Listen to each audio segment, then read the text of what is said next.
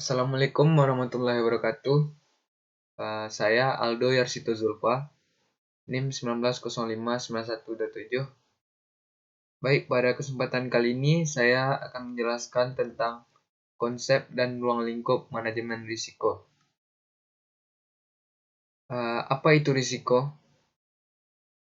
Risiko adalah ketidakpastian atau kemungkinan terjadinya sesuatu yang apabila terjadi akan menimbulkan kerugian. Kita perlu menyadari bahwa setiap aktivitas yang kita lakukan dapat mengandung risiko. Setiap aktivitas apapun itu, baik bisnis yang kita lakukan akan bertemu dengan ketidakpastian. Ketidakpastian dalam bisnis dapat menimbulkan terjadinya risiko dalam bisnis.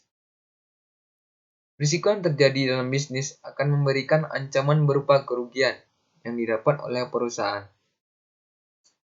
Dengan mempelajari manajemen risiko, kita senantiasa dapat meminimalisir terjadinya kerugian dalam bisnis. Risiko ini dapat berupa risiko murni. Risiko murni ini adalah bentuk risiko yang apabila terjadi maka akan menimbulkan kerugian, dan bila tidak terjadi tidak akan menimbulkan kerugian. Selanjutnya adalah risiko spekulatif. Risiko spekulatif ini suatu keadaan yang dihadapi yang dapat memberikan keuntungan dan juga dapat menimbulkan kerugian. Selanjutnya yaitu risiko fundamental. Risiko fundamental ini adalah suatu risiko yang ditimbulkan oleh satu pusat tertentu, tetapi akibatnya ini dapat menimbulkan kerugian yang besar. Risiko partikular. Risiko yang berasal dari individu yang berdampak lokal. Contohnya dari risiko ini adalah pesawat yang jatuh, tabrakan mobil, dan kapal kandas. Upaya meminimalisir terjadinya risiko. Yang pertama yaitu mengadakan pencegahan terhadap kemungkinan besar terjadinya kerugian.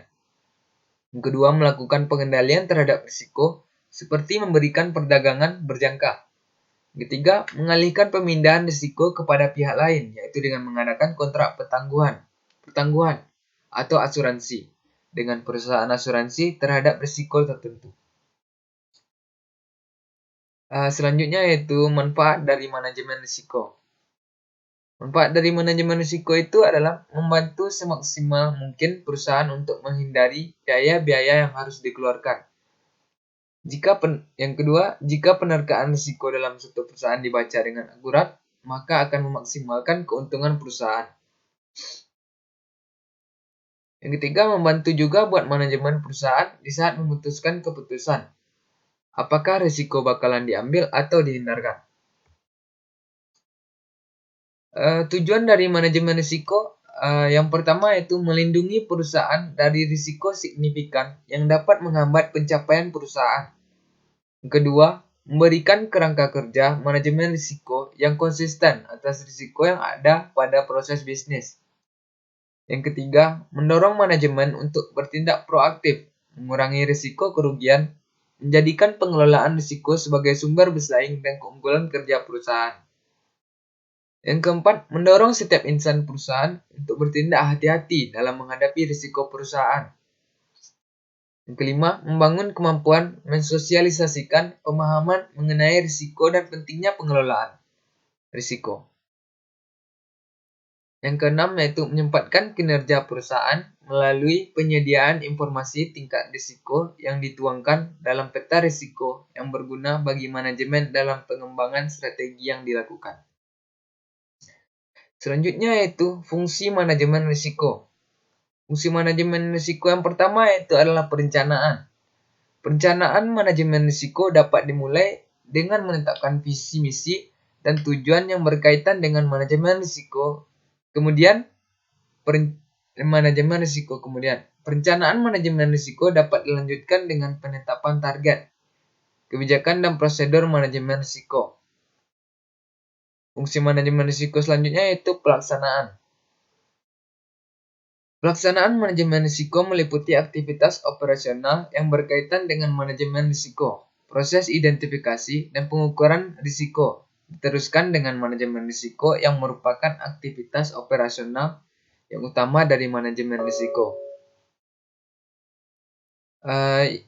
Fungsi manajemen risiko selanjutnya itu pengendalian, meliputi evaluasi secara periodik pelaksanaan manajemen risiko output pelaporan yang dihasilkan oleh manajemen risiko dan umpan balik. Penutup bagi materi kali ini.